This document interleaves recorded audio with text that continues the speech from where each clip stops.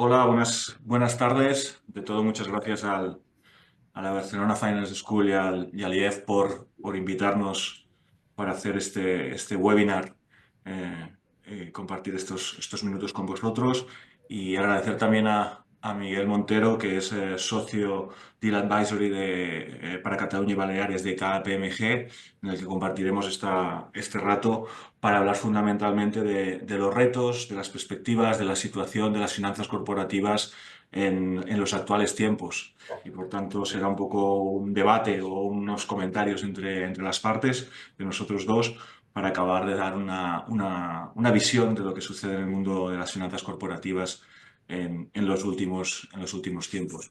Os invitamos a que planteéis vuestras dudas y vuestras preguntas. Intentaremos estar atentos a lo que vayáis describiendo y durante la sesión pues os iremos intentando aclarar, comentar y dar luz a las preguntas que queráis plantear.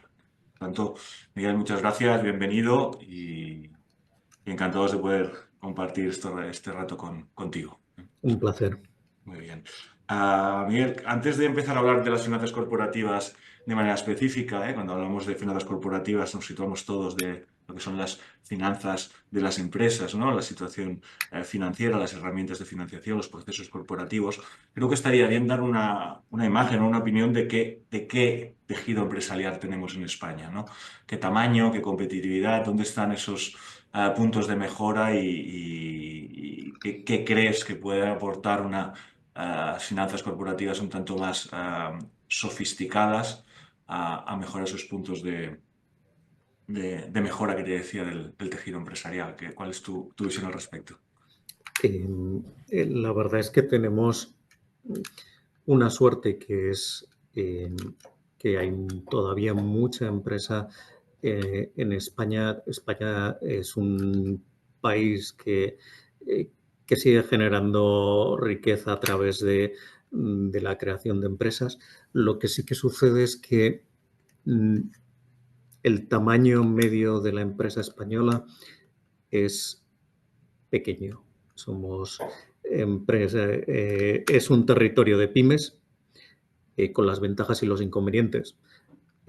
Las ventajas son que hay una dirección, lo que es el gap que hay entre lo que es la dirección y la gestión es muy cortito, con lo cual son empresas que son capaces de reaccionar rápidamente a lo que son los cambios del mercado, y los inconvenientes que en muchos casos se producen situaciones de no crecimiento con un negocio que podría ir a más por temas de riesgo en una empresa familiar.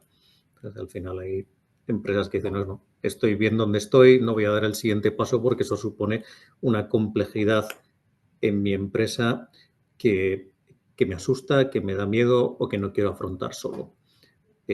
Y eso lleva también a que en algunos casos no estén todo lo profesionalizadas que se encuentran en nuestros comparativos en Europa, y sobre todo el acceso a lo que es la financiación. Yo creo que ese es uno de los puntos diferenciales, lo que es el gap que hay entre financiación tradicional versus financiación diversificada. Pues la empresa española tiene incluso las muy grandes, tiene una financiación tradicional bancaria que era la misma que se estaba haciendo casi hace 20 años, y que, sin embargo, el mercado ha evolucionado muchísimo, hay muchísimos más productos, hay mucha más sofisticación en los productos financieros y en adaptarlos a las necesidades de las compañías, y creo que eso se desaprovecha con un tamaño de empresa como el que tenemos de media. Esa pyme, ¿no? Española que no llega a 5 empleados de media versus a la alemana, que están casi en 12, ¿no? Y ese gran peso de la microempresa de menos de 10 empleados. al hilo de todo esto, aparte de la estructura financiera que ya apuntabas, claro, el tamaño también es un efecto limitante en la competitividad. Cuando le pedimos ¿no? Entiendo que a las compañías les pedimos innovación, le pedimos exportación, visión internacional, le pedimos atracción, retención del talento. Claro, eso requiere, entiendo, una capacidad financiera, un tamaño, una estructura mínima necesaria en este tejido pyme, tan pyme como el que tú apuntas. Nos salimos no demasiado bien parados, ¿no? En este campo. ¿Tú qué crees que es ese tamaño? Porque el empresario tipo tiene cierta aversión a abrir su capital y es muy tradicional esta visión de yo creceré al ritmo que me lo permita mi autofinanciación y que me permita mi estructura bancaria, o porque realmente no hay suficientes herramientas de financiación o no son lo suficientemente conocidas hoy en día para ese empresario tipo al que estemos referencia ahora. Es una buena pregunta y yo creo que hay de todo. Hay compañías que están pensando en eso. Oye, yo creceré al ritmo que me permita mi negocio. Y de hecho, hemos visto situaciones en que el empresario tenía guardado en una cuenta bancaria el dinero suficiente para cerrar su empresa al día siguiente, si era necesario, que ese sería el caso extremo. Eh, yo creo que al final, cuando salimos de la empresa, de esa media de 5 personas y nos vamos a empresas donde ya estamos hablando de negocios que están facturando por encima de los 20 millones de euros, donde hay una estructura de personal suficiente para soportar un crecimiento autónomo del accionista, y donde hay una profesionalización, es donde se empieza a ver esa apertura hacia financiaciones distintas, hacia crecimientos más atrevidos, y es donde de repente surgen compañías que dan el salto y pasan de estar en ese entorno de pyme a desarrollarse, a irse a mediana empresa, y si estaban en mediana, irse a gran empresa. Ahí creo que además el empresario eh, mm, de nuestro ecosistema es un empresario que tiene bastante dedicación a su negocio, con lo cual lo que le permite es conocerlo muy bien, y al conocerlo muy bien eh, suele tener menos aventuras infructuosas de lo que pueden tener otros países, siendo lo que sería el epítome contrario de todo esto, los americanos, que enseguida pasan de estar en un garaje a de repente ser multinacional y al día siguiente colapsar.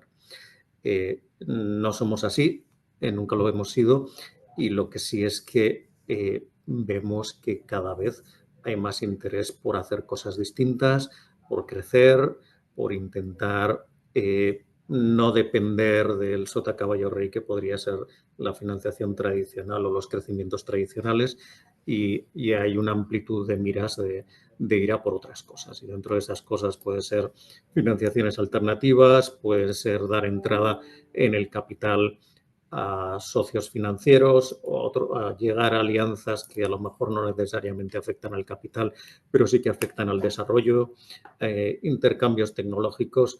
Creo que ahí en ese entorno de esos 20 millones hacia adelante hay muchísima ebullición de ideas y de profesionales que permiten desarrollar el negocio al siguiente nivel.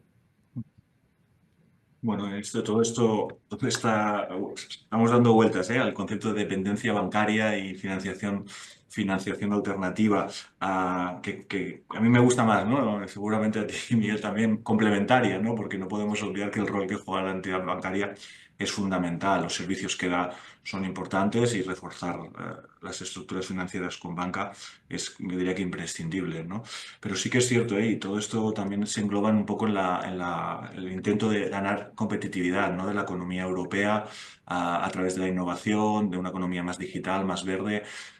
Los informes recientes de Draghi y de Letta, ¿no? Que hablan de que necesitamos un mercado mucho mayor, compañías más grandes, que tengan ese enfoque que comentábamos, y todo ello pasa por una integración real del mercado de capitales, ¿no? El Capital Markets Union famoso, que dicen que casi 300.000 millones de ahorro anual se van de los ahorradores europeos a mercados financieros diferentes, o fundamentalmente al americano, ¿no? Y el producto, un poco la idea de necesitamos que los ahorradores financien a la pyme, intentar no eliminar, pero que no dependa tanto de los bancos y que haya un retorno para el inversor.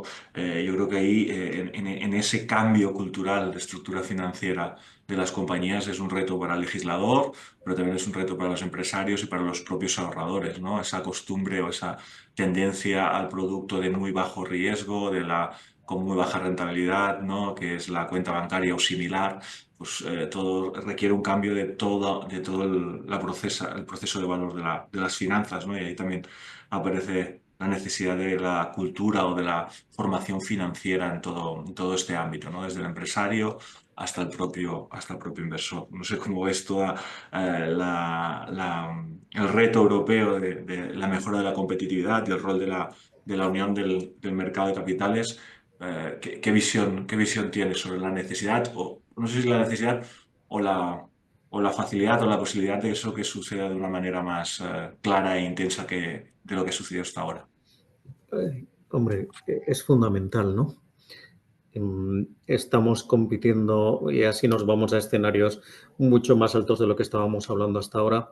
Estamos compitiendo con mercados que sí que tienen esa unión. Estamos compitiendo con Estados Unidos, estamos compitiendo con China, donde de diferentes maneras han llegado a, a un estatus de lo que es mercados financieros muy distinto al nuestro. Nosotros nos cuesta mucho dos cosas.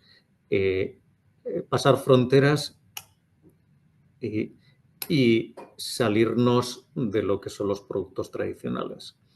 Hay muy pocas empresas en lo que es la península ibérica que tengan financiación que no sea pura financiación bancaria.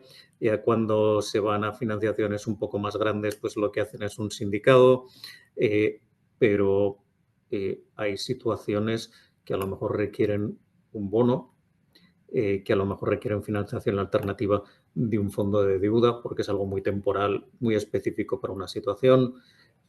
Necesitas una financiación a largo plazo que te permita focalizarte en tu negocio y no estar pensando que dentro de 4 años tienes que devolver tu principal y tus intereses y eso, eh, y eso es algo que limita mucho, porque al final muchos de los planes de negocio, muchas de las ideas se están siempre buscando un retorno o estamos siempre buscando un retorno a un corto medio plazo que no te permite desarrollar un negocio de la manera que podrías desarrollarlo si tuvieses una financiación a mucho más largo plazo.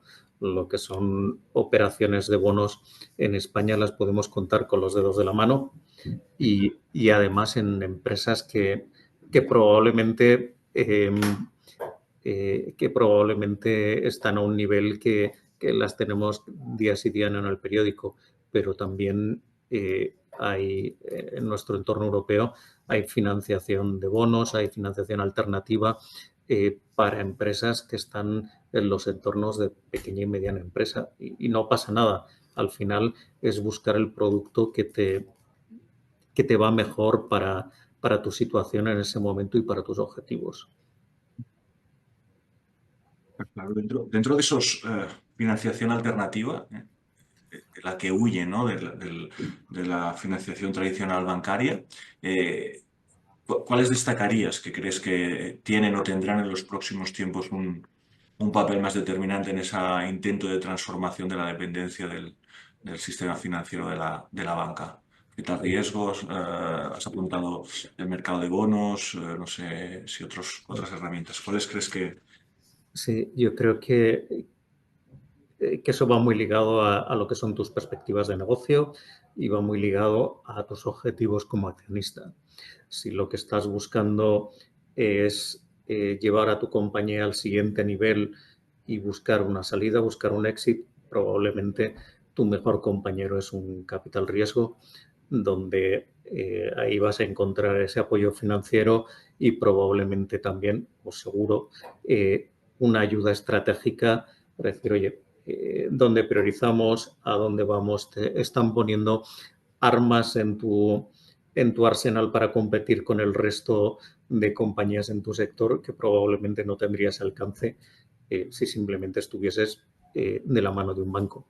Un banco te va a dar una financiación, te lo va a dar en unas buenas condiciones, probablemente entiende bien tu negocio y te va a ayudar a estructurar eso bien, pero hay cosas donde la banca no debe estar porque no es su negocio. Y hay un inversor financiero puede ayudarte mucho. Si lo que buscas es quiero seguir teniendo el control de mi empresa, pero lo que necesito es una financiación a muy largo plazo que me permita fijarme horizontes de rentabilidad, quizá un bono es lo más fácil. Y ahí son trajes a medida.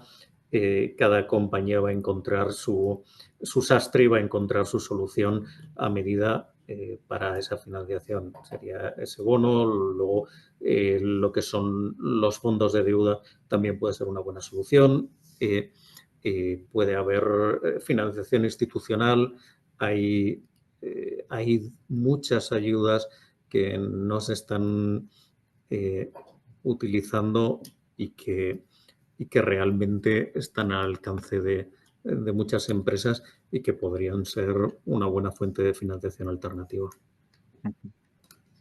Sí, es muy interesante. Estás abriendo dos ámbitos, ¿no? De la financiación, evidentemente el equity o la deuda, pero una deuda que no es la bancaria, ¿no? Y tiene como apuntes, varias características que les hacen muy idóneas para ciertos proyectos, ¿no? Los calendarios de retorno son mucho más flexibles, no tienes, ¿no? ese corto plazo, y entienden lo que es la generación de valor más a medio o largo plazo y puedes estructurar la deuda, ¿no? Yo entiendo que la bancaria a veces es uno de los problemas con los que nos encontramos en esos tramos de devolución tan, pues no lo suficientemente largos o la necesidad incluso de garantías, ¿no? Para muchos de estas financiaciones.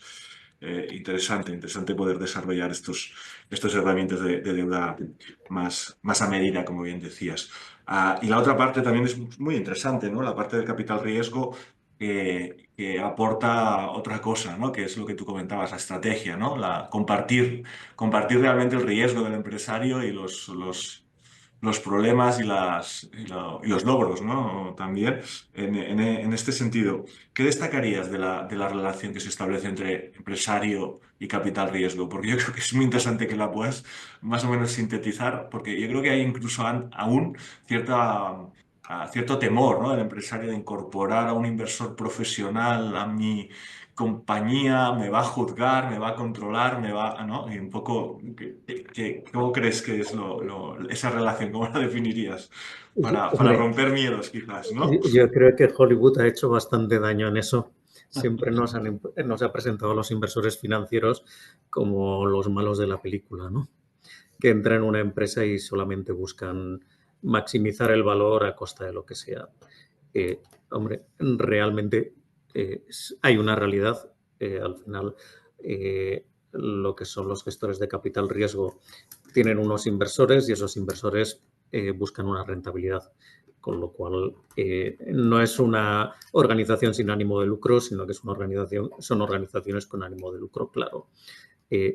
Pero yo creo que la gran diferencia del private equity actual respecto a lo mejor lo que eran los inicios del private equity en España es la involucración que tienen con el empresario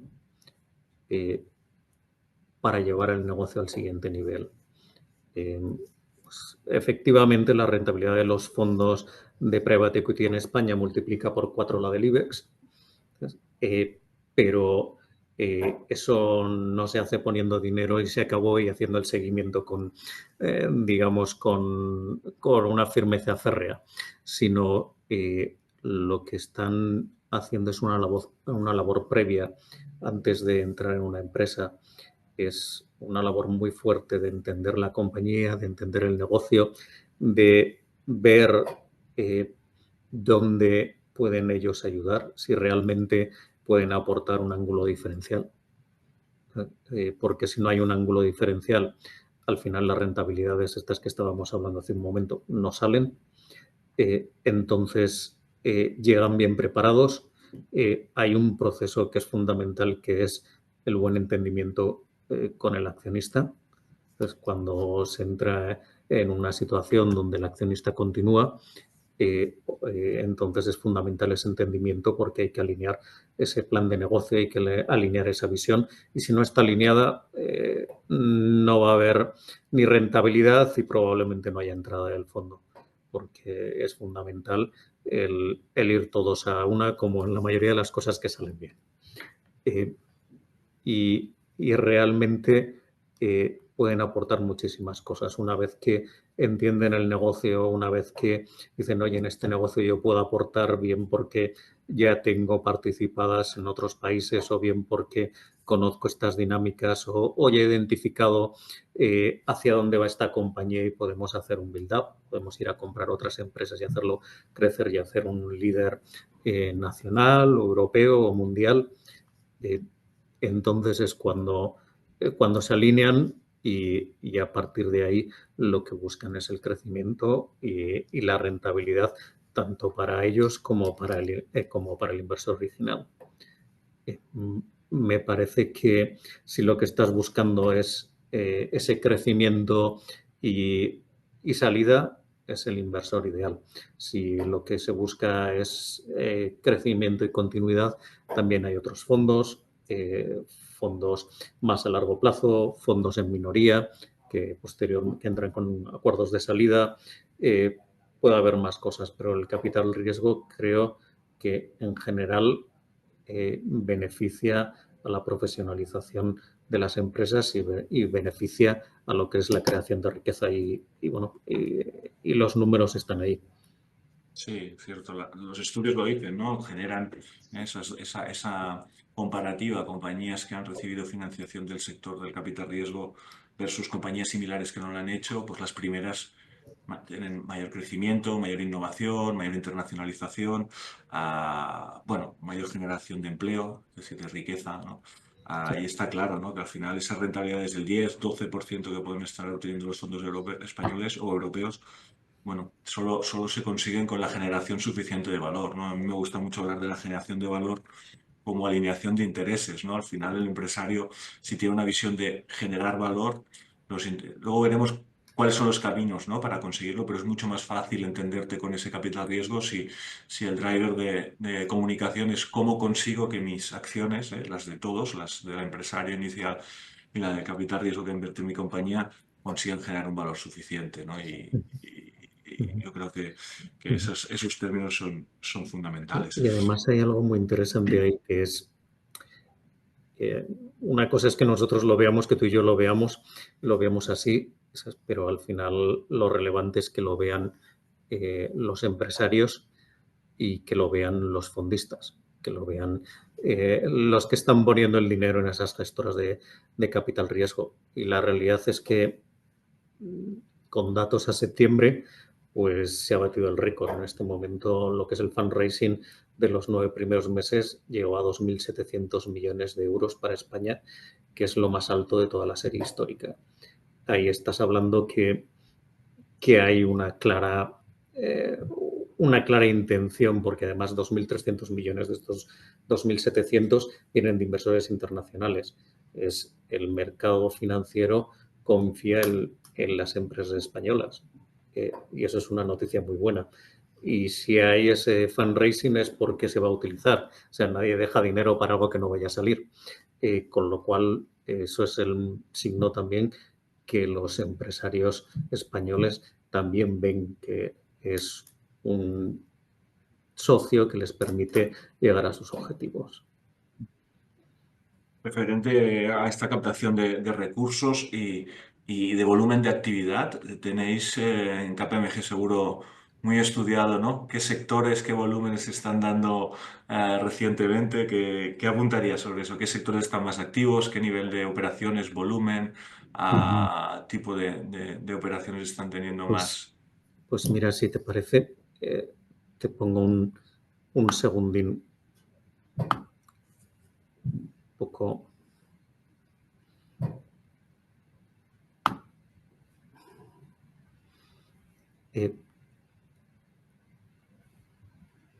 No sé si se está viendo en pantalla. Sí, sí, perfectamente. Fenómeno. Yo iría a lo que es a nivel de volumen y valor de en número de transacciones. Ahí lo que se ve en este gráfico es que han sido años un poquito complicados. Estos últimos, está la información por cuartos desde el 2021.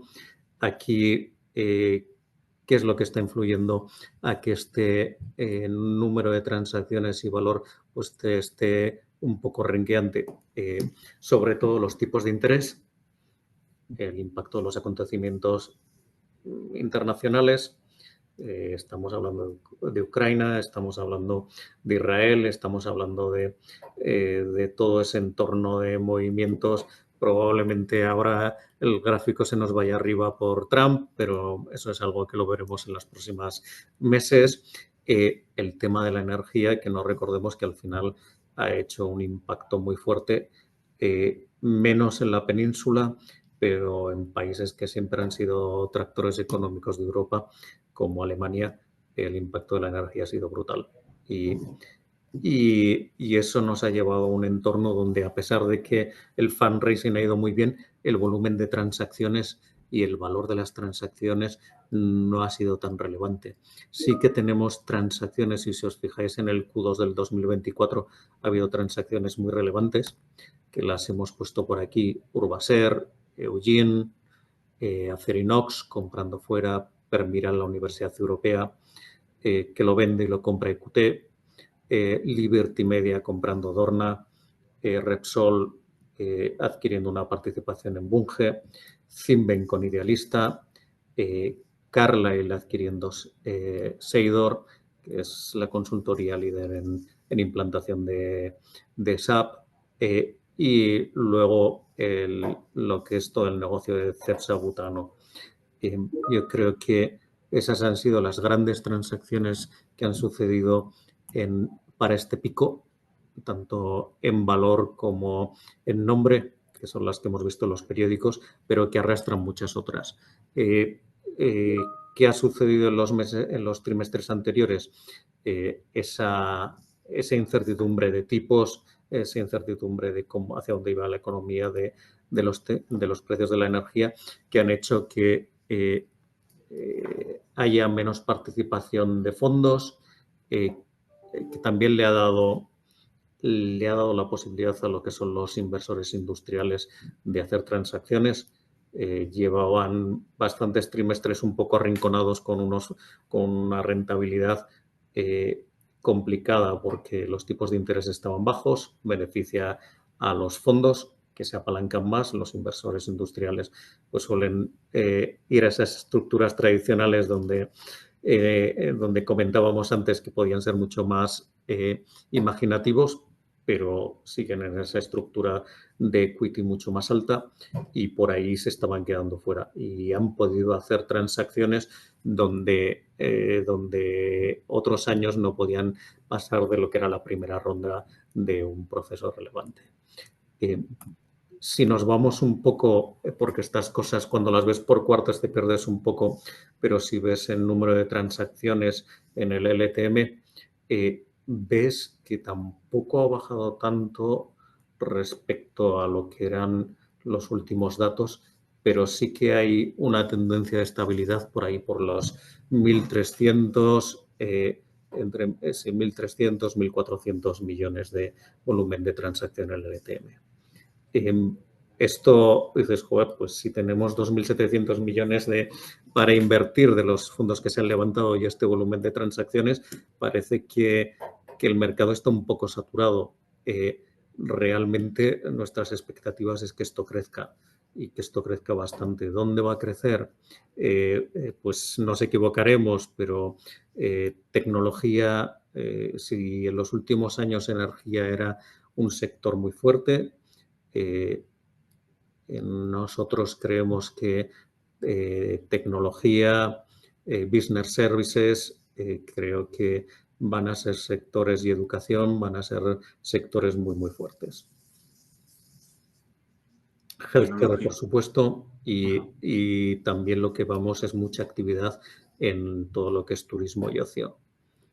Ahí, si nos referimos a lo que es el entorno puramente hotelero, lo que vemos es muchos inversores tradicionales están viendo que han sido años muy buenos, han pasado el miedo del COVID y ahora quieren un poco recuperar parte de su riesgo y salir del mercado parcialmente. Respecto a múltiplos, Miguel, desde tu día a día, ¿en qué posición los sitúas respecto a la media y en qué valores más o menos se está trabajando ahora en las transacciones de mercado? Eh, Claro, cada sector e incluso cada negocio tiene su propio múltiplo, porque al final el múltiplo es una reducción simplista de un descuento de flujos de caja. Pero lo que te diría es que hay cada vez menos diferencia entre el múltiplo esperado y el múltiplo ofrecido. Eh, el gap que había de valoración estos últimos trimestres cada vez se va cerrando. Nosotros hemos visto un repunte de la actividad muy fuerte. Eh, no en todos los sectores ni en todas las economías, pero sí que estamos viendo que a nivel península y a nivel Europa vuelve otra vez a haber bastante alegría. Hay un entorno mucho más estable. Lo que son los impactos de acontecimientos internacionales ya se han normalizado. El entorno de los tipos de interés baja. El, el volumen de fondos para hacer el deployment está ahí, con lo cual creo que es un buen momento para entrar en el mercado. Y en estos procesos de M&A, un poco, versanos un poco la importancia, ¿no?, de la figura bueno, de vuestra figura, ¿no?, del asesor, ¿no? Porque al final a veces tenemos una imagen de que el punto de ruptura siempre es el que estábamos ahora hablando, ¿no?, el precio, pero, pero realmente, por tu extensa experiencia, ¿cuáles son los puntos claves más delicados y cuál es la función del experto, ¿no?, en estos terrenos para acercarlos y conseguir que los deals vayan adelante? Yo creo que más que un diferencial de precio son los diferenciales de expectativas lo que mata una transacción. Y ahí el trabajo del asesor de mm, analizar primero si está en el caso de un sell side, analizar primero con su cliente, con el empresario, su negocio, ser claro y honesto en a dónde va, lo que se puede conseguir, presentar un plan de negocio eh, con cara y ojos. Y aquí me estoy refiriendo a que sea ambicioso, porque los planes de negocio tienen que ser ambiciosos, eh, pero razonable en el sentido de conseguible. O sea, si nos ponemos tú y yo a decir, oye, pues en este webinar va a haber 4.000 personas, pues, hombre, ambicioso sí que lo es, conseguible, conseguible va a ser más complicado. En ese sentido, es muy relevante conocer previamente, hacer ese trabajo previo de, oye, cómo al empresario contarle, oye, realmente cómo van a ver otros tu empresa. Y ser muy realista en esto te permite gestionar esas expectativas y también lo mismo del otro lado. El gestionar a los inversores en el sentido quizá cuando se ha hecho ese trabajo de plan de negocio, de ser realista pero ambicioso, el llevarles a decir, oye, aquí hay un valor, este valor hay que preservarlo, este valor no se tiene que perder y no se va a perder eh, en un proceso mal llevado.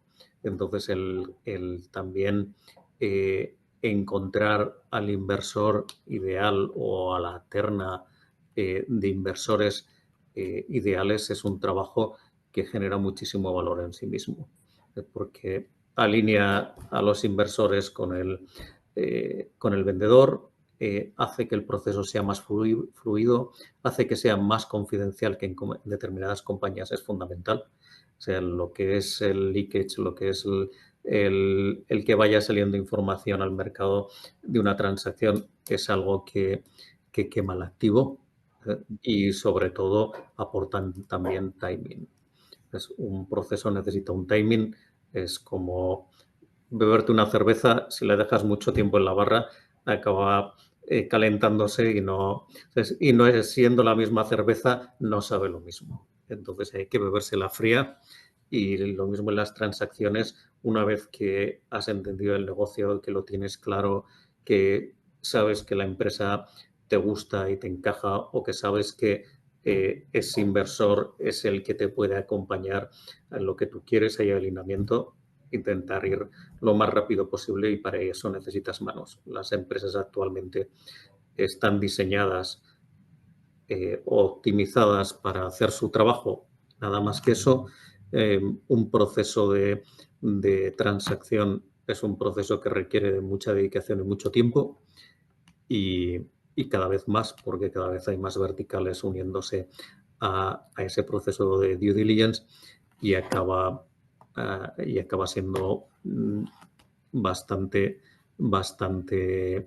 time consuming para lo que puede ser la compañía. Sí, he notado, de lo que comentabas primero, el orden de magnitud, ¿no? La valoración, poder asesorar y dar un valor razonable cuando te planteas la búsqueda de un inversor, porque muchas veces ya partes de si no haces esa labor previa adecuadamente, el deal está acabado antes de empezar, ¿no? Después conseguir un plan de negocio entendible y razonable, pero atractivo, que genere valor.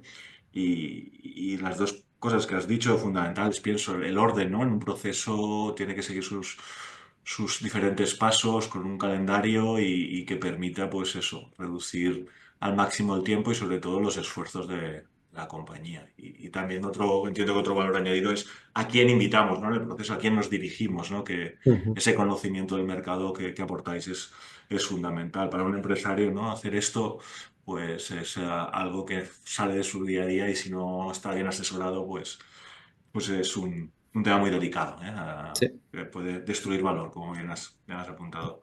Decía un ex compañero mío que un empresario toma dos decisiones importantes en la vida: cuando crea la empresa y cuando decide o venderla o realizar una operación de este tipo, ¿no? Y por tanto, esas dos cosas hay que afinarlas bien y asesorarte con buenas manos. Muy bien.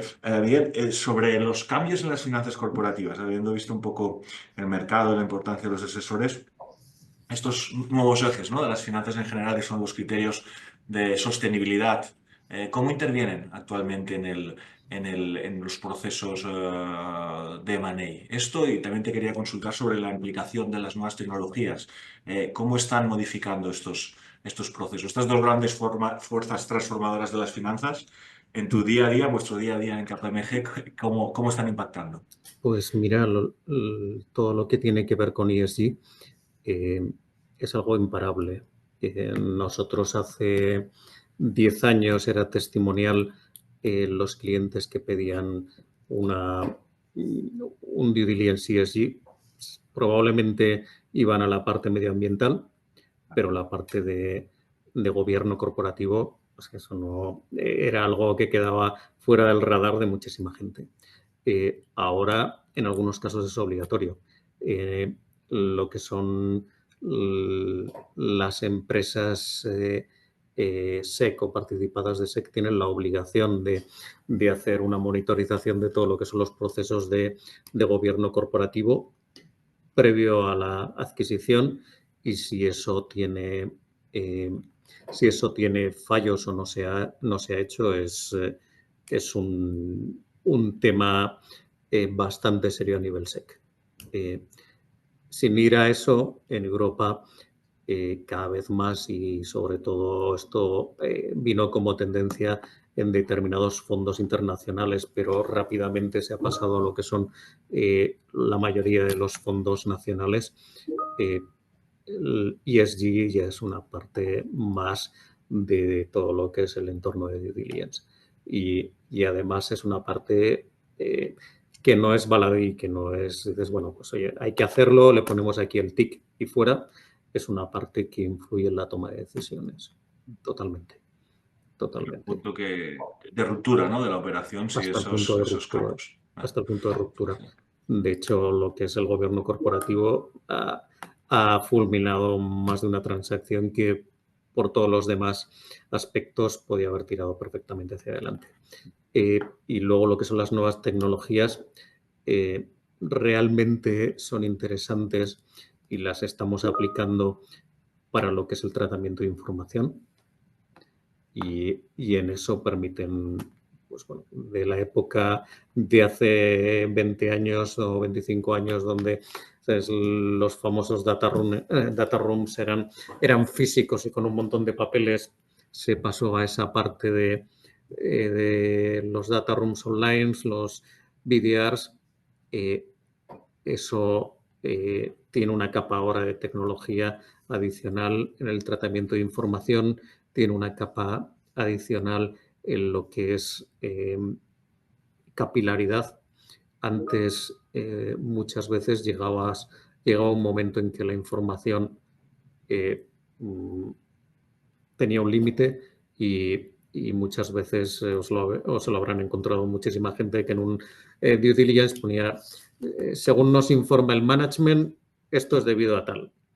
Eh, Ahora hay información y hay capacidades tecnológicas para que según nos informa el management, sea basado en datos. Eh, Siempre, y esto es importante, todo el tema de inteligencia artificial que se está usando mucho, es muy importante dos cosas. Primero, las fuentes. Eh, si tú utilizas un chat GPT para hacer un análisis financiero, al final estás volcando todas las virtudes, pero también todos los errores que puede haber en la red. Si tú utilizas tus propias bases y alimentas la inteligencia artificial con tu información, entonces es mucho más fiable.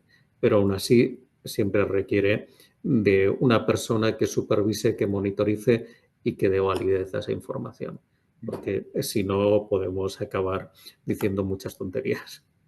El factor humano, ¿no? Fundamental, sí, sí. Al Fundamental. hilo de lo que comentabas de los criterios de sostenibilidad en la toma de decisiones, leí recientemente que los fondos que cumplen el artículo 8 o 9, ¿no? De la Unión Europea tienen un plus de rentabilidad respecto a la media de 3% anual de TIR. Es decir, que además eso tiene un retorno en rentabilidad para los inversores. Es decir, que no es solo una moda o una norma que tienes que cumplir, sino es una manera de hacer que genera valor al inversor y por tanto a las compañías, lo cual como decías al principio, imparable y genera valor también, ¿no? Que es uno Sí, de los sí, yo creo objetivos. que lo que es la ola esta del greenwashing la pasamos ya Sí. y ahora estamos realmente en, en una situación donde lo que buscas es qué aporta esto realmente, si es a nivel de cualquiera de las dimensiones del ESG,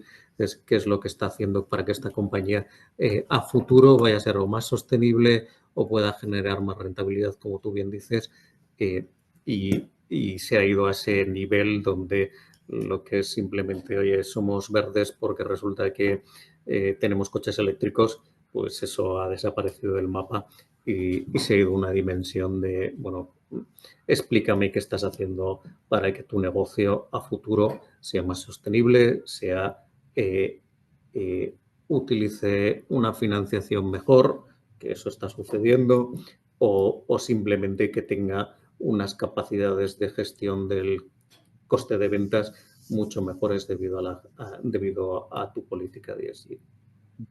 Incluso leía a profesionales del sector del capital riesgo que decían que eso se reflejaba en los múltiplos. contra más sostenible era la compañía, el múltiplo crecía y por tanto generaba más valor, ¿no? Seguramente en un descuento de flujos tendría una implicación pues, en la tasa de descuento y generando valor a través de ahí por tener menos riesgo el activo, ¿no? Ah, Delante de todas estas modificaciones, cambios, ¿no? Importancia de la financiación alternativa, los cambios en el mercado de capitales europeo, esa actividad creciente que apuntas, que prevés en el M&A y todas estas nuevas tendencias de sostenibilidad y digitalización, eh, me gustaría hablar o acabar hablando de la formación, ¿no? De la necesidad de formación en este campo, ya que estamos en un foro formativo que es la Barcelona Ujú. Finance School, que sabes que tenemos un máster en finanzas corporativas. Me gustaría que digas un poco tu opinión sobre la necesidad de formación específica en estos terrenos, los perfiles profesionales que crees que se requieren y sobre todo también en vuestra casa, ¿no? En KPMG que buscáis y si estáis en una actividad intensa de búsqueda de talento y ese reto, ¿no? De atracción, retención del talento y formación del mismo. Totalmente. La verdad es que hay una combinación de regulación, nuevas tecnologías, nuevas maneras de hacer negocios que o tienes una formación continua o es imposible estar al día. Ya no estoy diciendo en todos los aspectos porque eso es imposible, pero en los aspectos más fundamentales. Ahí creo que en general todo lo que es las actividades vinculadas a las finanzas corporativas se han sofisticado muchísimo. Ahora somos mejores profesionales de lo que éramos antes. Eh, Tenemos más herramientas para serlo y necesitamos más formación para usar esas herramientas y para hacerlo. Y hay iniciativas como las de la Barcelona Finance School me parecen muy buenas porque encontrar profesionales que tengan la formación y las ganas de emprender una carrera en finanzas corporativas, pues realmente es algo que es un reto conseguirlo. Eh, Tienes personas que tienen interés pero que no tienen formación y, y puedes tener personas que, que no saben muy bien lo que es este mundo ni lo que pueden esperar. Hay bastante confusión entre lo que es el mundo de las finanzas corporativas y a lo mejor cosas como los hedge funds y los trustees, que, que son algo muy distinto. Y yo creo que pues, iniciativas como la de la Barcelona Finance School me parecen buenísimas y es una fuente para nosotros todo este máster y otros másters para buscar recursos y ahí siempre estamos buscando porque realmente empresas como la nuestra, en general el mundo de los asesores, lo que vendes es talento y el talento solamente se consigue a base de formación teórica y práctica. La práctica la van a tener en empresas como la nuestra, pero la teórica necesitas tener unos fundamentos y esos fundamentos muchas veces se dan ya por conocidos cuando entras en una Big Four o cuando entras en el mundo de lo que son pues, la consultoría estratégica en general. Y el perfil de persona que tiene una experiencia profesional, seguramente vinculada a la empresa, a las finanzas, y que decide, me gustaría dedicarme a eso, a la actividad más concretamente del M&A, de la actividad inversora, ¿no? Desde fondos de capital riesgo. ¿Crees que es un perfil interesante esa persona que tiene un background relacionado con la empresa, aunque no con la actividad propiamente inversora, de transacción, de inversión en compañías? Eso es- Creo que totalmente, porque tanto a nivel de fondos, los fondos cada vez están más especializados. Eh, a medida que se van haciendo grandes, lo que tienen son verticales de diferenciación y al final si estás hablando de educación, estás hablando con un equipo que se dedica solamente a hacer educación. Cuando estás hablando de healthcare, pues tienes un equipo que solamente hace healthcare y que además, si le hablas de algo que es pharma, o sea, ni sabe de lo que estás hablando y además ni le interesa y en ese momento dice, oye, no, conmigo no hables de este tema porque no es mi foco de inversión. Con lo cual, tener experiencia específica industrial, o sea, en empresa, es muy, muy bueno, es un complemento bueno a lo que es desarrollar una carrera en el mundo de las finanzas corporativas. Y dentro de eso, yo creo que también incluso cuando lo que es un perfil puramente financiero y de empresa, también ayuda muchísimo porque entiendes mucho mejor que alguien que lo ha visto desde fuera cómo está funcionando, cuáles son las transacciones de un ERP, cómo está funcionando toda la información, los flujos de información financiera, la interrelación de todas las patas de negocio y los outputs en lo que es la información financiera. Y eso es un valor bastante fuerte tanto para un fondo como para una empresa de asesoría. Incluso pienso, ¿no, Miguel, que incluso para las propias corporaciones, las propias compañías, ¿no? Se tienen al final que tener como interlocutores pues, fondos de capital riesgo o vehículos de deuda, como antes apuntabas, pues tener ese conocimiento de las herramientas que hay en el mercado y cómo funcionan sus procesos y la relación con estos agentes desde las propias compañías, tener a alguien formado en temas corporativos, de las finanzas corporativas, es un valor añadido importante, pienso. Totalmente, totalmente. Yo creo que puede ser hasta diferencial en esas empresas que están pensando en dar el paso al crecimiento a otro nivel.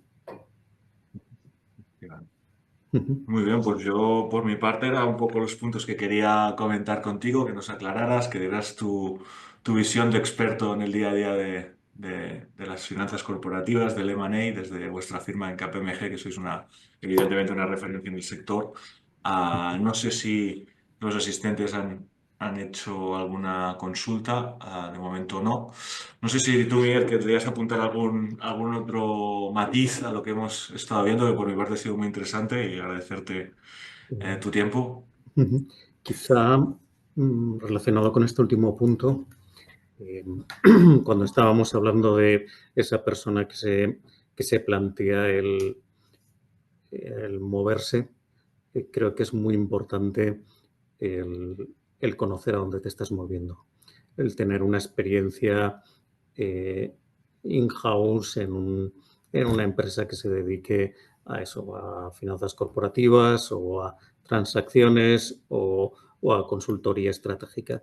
Y en eso, tanto nosotros como otras firmas de nuestro entorno, siempre hay un programa abierto de experiencia temporal, no voy a llamar becarios porque a una persona que ya tiene experiencia de trabajo becario no es el concepto correcto, pero de facilitar esa experiencia temporal para decir, oye, pues vale, lo he aprendido, me gusta, realmente quiero dar el paso hacia esto. Y yo creo que eso es un plus de tranquilidad que te proporciona el no solamente haber tomado la decisión, cogido los conocimientos teóricos, sino ver en la práctica si realmente eso es lo que te gusta.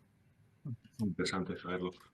Muy bien, pues por mi parte, Miguel, repito, agradecerte mucho tu tiempo. Ha sido una charla muy agradable y muy interesante. Nos has hecho una perfecta foto de lo que está sucediendo en el mercado y hacia dónde va el mercado, ¿no? Que casi es más importante eso, hacia dónde vamos. Y nada, por mi parte, pues muchas gracias a los asistentes y evidentemente a ti, Miguel, por tu tiempo. Muchas Pues gracias. gracias a ti, Mario, y a todos los asistentes. Un placer. Gracias.